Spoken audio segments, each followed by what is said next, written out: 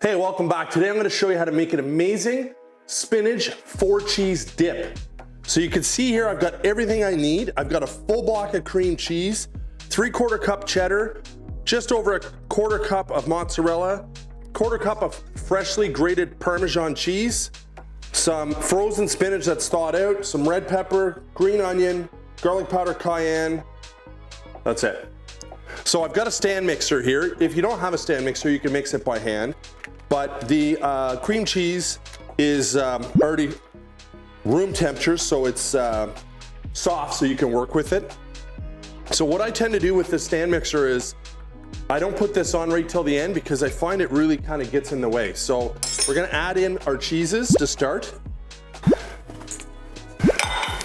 Lots of cheese, but it is a cheese dip.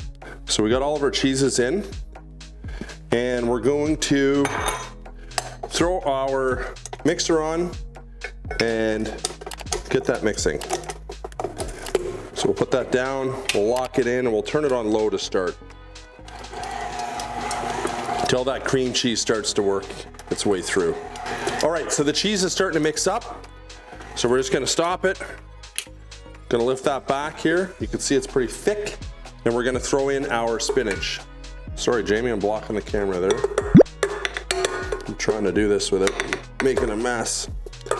So with your spinach, you want it to be thawed out, and you want to try to squeeze out any excess liquid that you can.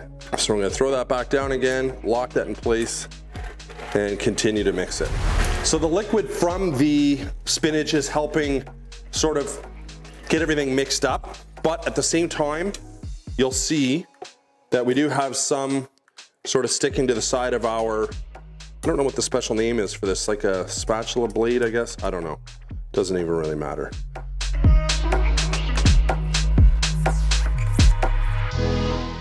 So we'll put that back down.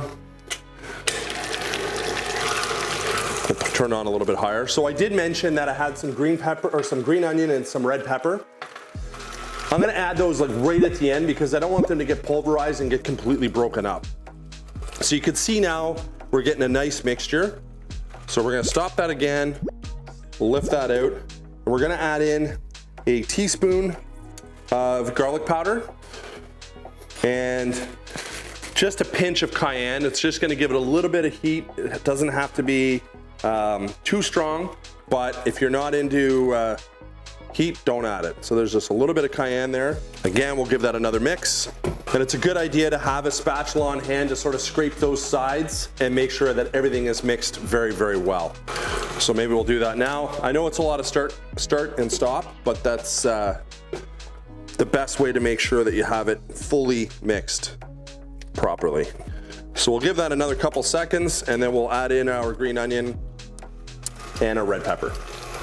So I've got my oven preheating at 400 degrees Fahrenheit, and this is gonna take roughly 18 minutes to cook.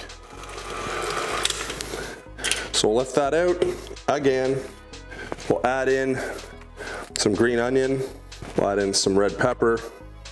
The red pepper gives it some sweetness, but also gives it some nice color as well. And we'll just give that a final mix. It looks like it's good to go. Now you're gonna need some sort of baking dish that's obviously safe for the oven.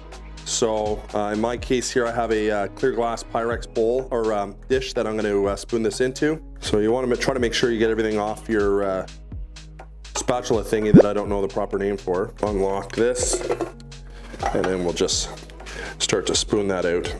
If you don't have a stand mixer, or if you don't even have electric mixers, you can totally mix this by hand.